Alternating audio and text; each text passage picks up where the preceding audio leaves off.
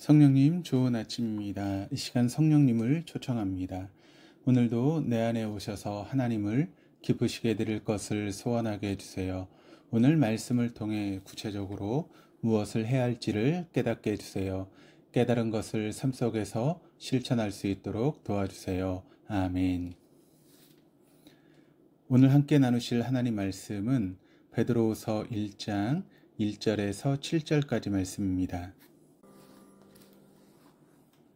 베드로후서 제1장.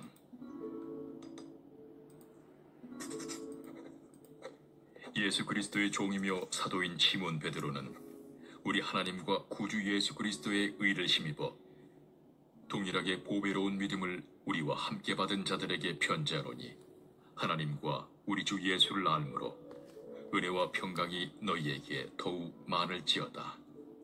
그의 신기한 능력으로 생명과 경건에 속한 모든 것을 우리에게 주셨으니, 이는 자기의 영광과 덕으로서 우리를 부르신 이를 알므로 말미암음이라.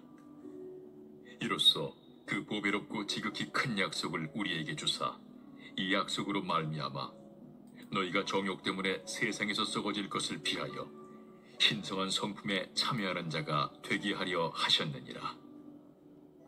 그러므로 너희가 더욱 힘써 너희 믿음의 덕을, 덕의 지식을, 지식의 절제를, 절제의 인내를, 인내의 경건을, 경건의 형제 우애를, 형제 우애의 사랑을 더하라. 주 64년 로마 황제 네로가 로마시에 일어났던 대화재를 기독교인들의 소행으로 몰아가면서 기독교를 향한 박해가 시작되었습니다. 이 시기에 사도 베드로는 로마시에 머물고 있었던 것으로 추정하는데, 사도 베드로는 기독교 대박해가 넓은 지역으로 퍼져갈 것으로 예상하였습니다. 박해가 있더라도 하늘에 소망을 두고 그것을 이길 것을 권면한 서신이 베드로 전서입니다. 사도 베드로가 베드로 전서를 기록하고 몇 년이 지나서 교회 내에 고난 중에 있는 성도들이 거짓 교사들과 그들의 이단 사설로 위협을 받고 있음을 알았습니다. 거짓 교사들은 주님의 재림을 부인하고 성도들의 종말 신앙을 흔들고 있었습니다. 만약에 성도들이 거짓 교사들의 영향을 받아 주님의 재림을 부인하게 되면 소망은 헛것이 되고, 소망에 근거한 고난과 또 극복과 거룩한 삶이 무너질 수밖에 없었습니다.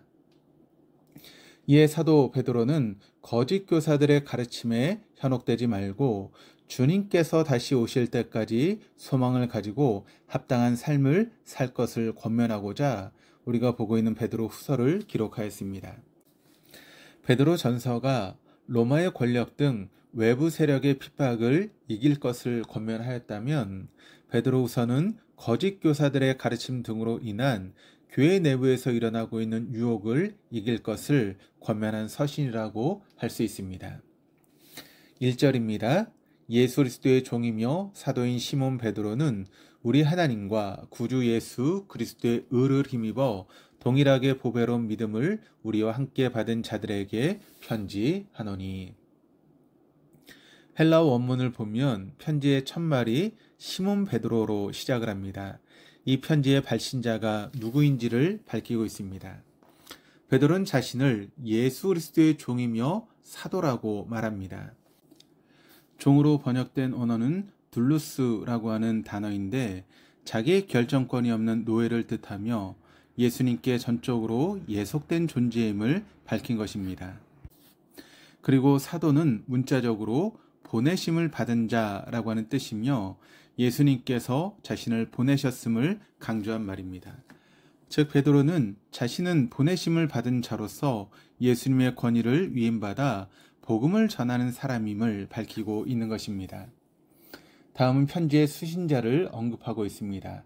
우리 하나님과 구주 예수 그리스도의 의를 힘입어 동일하게 보배로운 믿음을 우리와 함께 받은 자들입니다. 우리 하나님과 구주 예수 그리스도는 한 분 성자 하나님이신 예수님을 가리킵니다. 다음으로 주목할 단어는 우리입니다. 수신자들은 사도와 동일하게 예수님의 의를 힘입은 사람들입니다. 여기서 의는 죄인이 변화되어 의롭게 되었음을 뜻합니다. 그러므로 본문에 우리는 예외적인 특권을 누리는 사람 없이 동일하게 보배로운 믿음을 받았음을 뜻합니다. 오늘날 믿음의 성도인 우리 역시 의를 힘입어 동일하게 보배로운 믿음을 받았습니다. 수신자를 언급한 사도 베드로는 그들에 대한 축복의 말씀을 이어갑니다. 2절입니다. 하나님과 우리 주 예수를 알므로 은혜와 평강이 너희에게 더욱 많을지어다. 은혜와 평강이 있기를 바라는 축복은 사도 바울이 자주 사용했던 축복의 말이기도 합니다. 2절에서 주목할 부분은 은혜와 평강을 축복하면서 그 근거를 예수님의 알매에 두었다는 점입니다. 여기서 알미란 단순히 지식 습득 차원의 그런 알미 아니라 좀 더 깊은 의미의 알을 뜻합니다. 이는 예수님과의 교제를 통해 예수님을 깊이 아는 참된 지식입니다. 우리가 주님을 깊이 알아갈 때 주님께서 주시는 은혜와 평강을 더 많이 누릴 수 있습니다. 어떻게 깊이 알아갈 수 있겠습니까? 말씀을 묵상하며 기도를 통해서입니다. 3절입니다. 그의 신기한 능력으로 생명과 경건에 속한 모든 것을 우리에게 주셨으니 이는 자기의 영광과 더불어서 우리를 부르신 이를 알므로 말미암음이라.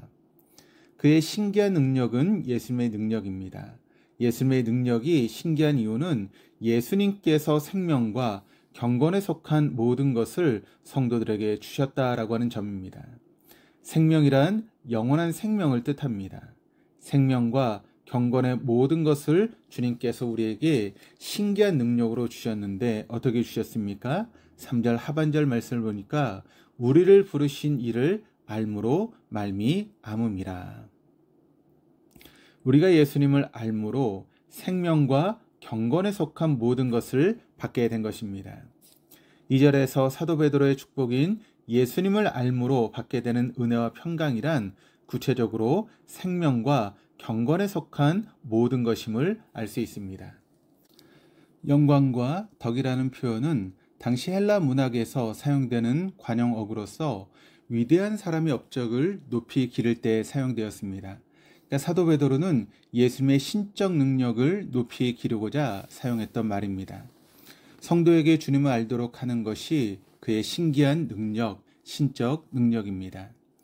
우리가 주님을 알므로 생명과 경건에 속한 모든 것을 받은 것 역시 그의 신기한 능력, 신적인 능력입니다. 우리가 지식이 많아서 또는 지적 능력이 높아서 주님을 깊이 아는 것이겠습니까? 우리가 지식이 부족하고 지적 능력이 떨어져도 주님을 알면 주님의 신기한 능력이자 은혜입니다. 4절입니다. 이로써 그 보배롭고 지극히 큰 약속을 우리에게 주사 이 약속으로 말미암아 너희가 정욕 때문에 세상에서 썩어질 것을 피하여 신성한 성품에 참여하는 자가 되게 하려 하셨느니라. 주님께서는 성도들이 현재 누리는 생명과 경건에 속한 모든 것 외에도 미래의 약속을 주셨습니다. 약속이란 주님께서 다시 오실 날 주님께서 예비하신 새하늘과 새 땅에 들어가는 것입니다. 우리는 새하늘과 새 땅이 어떤 곳인지 상상하기 어렵습니다. 분명한 점은 이 세상에서 누릴 수 없는 참된 기쁨과 평안이 있는 곳입니다. 주님께서 성도들에게 보배롭고 지극히 큰 약속을 주신 이유는 이 땅에서 살아가면서 신성한 성품에 참여하도록 하기 위함입니다. 신성한 성품에 참여하는 자란 주님의 성품에 참여하는 자입니다. 그렇다면 신성한 성품에 참여하는 사람이 갖춰야 될 구체적인 덕목이 무엇이겠습니까? 5절에서 7절이 알려주고 있습니다. 그러므로 너희가 더욱 힘써 너희 믿음의 덕을, 덕의 지식을, 지식의 절제를, 절제의 인내를, 인내의 경건을, 경건의 형제 우애를, 형제 우애의 사랑을 더하라. 신성한 성품에 참여하는 사람이 갖춰야 될 구체적인 덕목의 첫 번째가 믿음입니다. 믿음 없이는 하나님의 성품에 참여할 수 없습니다. 믿음이 하나님의 성품에 참여할 수 있는 기초적인 덕목입니다. 그리고 믿음에 덕을 더하라고 합니다. 덕은 3절에서도 언급되었는데 도덕적인 탁월성을 뜻합니다. 3절의 덕은 주님의 덕을 말하는데 성도는 주님을 닮아감으로 도덕적인 탁월성을 향상할 수 있습니다. 다음에 덕의 지식을 더하라고 합니다. 지식은 2절과 3절에서 안과 달리 하나님의 뜻을 잘 따르는 지식, 즉 분별력 또는 지혜라고 말합니다. 맹목적인 지식이 아닌 분별력이 있는 지혜가 있을 때 하나님의 성품에 참여할 수 있습니다. 다음은 지식의 절제를 더하라고 합니다. 절제의 원어를 분석해 보면 안에라고 하는 전치사와 힘이라고 하는 명사의 합성어인데 그것의 문자적인 해석은 내부의 힘입니다. 우리 안에 내적인 힘이 있을 때 무절제한 방종의 삶을 살지 않습니다. 절제는 성령의 열매이기도 합니다. 다음은 절제에 인내를 더하라고 합니다. 인내 역시 원어를 분석해 보면 전치사와 명사의 합성어인데 그것의 문자적인 해석은 아래에 머물러 있다라고 하는 것입니다. 그러니까 외부의 박해나 내부의 거짓 교사의 유혹에도 흔들리지 않고 자기 통제력을 잃지 않고 하나님의 때를 기다리며 머물 수 있는 사람이 바로 인내의 사람입니다. 다음은 인내에 경건을 더하라고 합니다. 경건은 영과 진리로 하나님께 예배하는 삶의 태도입니다. 하나님께 예배하는 마음으로 일상을 살아간다면 경건하지 않을 수 있겠습니까? 다음은 경건에 형제 우애를 더하라고 합니다. 형제 우애의 문자적인 의미는 한 어머니의 뱃속에서 태어난 혈육 간의 사랑을 의미합니다. 이러한 사랑이 성도들 서로에게 있어야 됨을 가르쳐주고 있습니다. 주님 안에서 태어난 성도는 혈육이나 다름이 없습니다. 다음은 형제 우애의 사랑을 더하라고 합니다. 형제 우애에서 우애는 다른 말로 사랑으로 번역할 수도 있습니다. 이 사랑은 필리아, 즉 우정 또는 형제라고 합니다. 서로 주고받는 사랑입니다. 마지막 덕목의 사랑은 서로 주고받는 사랑이 아니라 바로 희생적인 사랑 아가페입니다. 아가페는 사람수로 감당할 수 없는 사랑이며 하나님의 성품을 깊이 본받을 때 가능한 사랑입니다. 이상으로 신성한 성품에 참여하는 사람이 갖춰야 될 구체적인 덕목 8가지를 살펴보았습니다.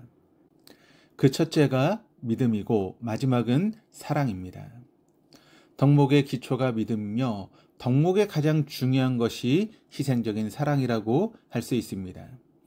하나님께서 우리를 사랑하시듯 우리가 사람을 사랑한다면 주님의 성품을 가진 사람이 되는 것입니다.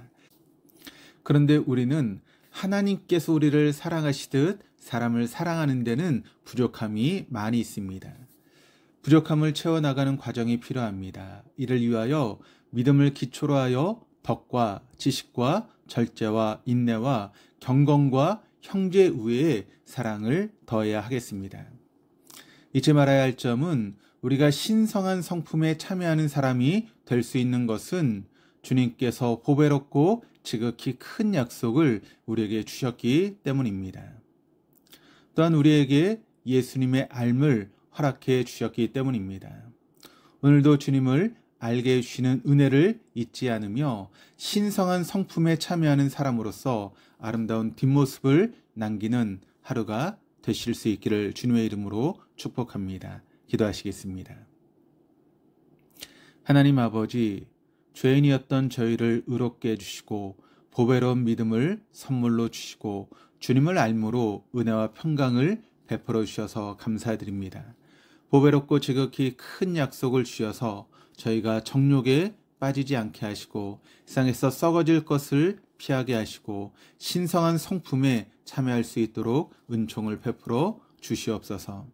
신성한 성품에 참여하는 자로서 오늘 하루 믿음과 덕과 지식과 절제와 인내와 경건과 형제의 우애와 사랑의 덕을 세우며 살아갈 수 있도록 인도하여 주옵소서.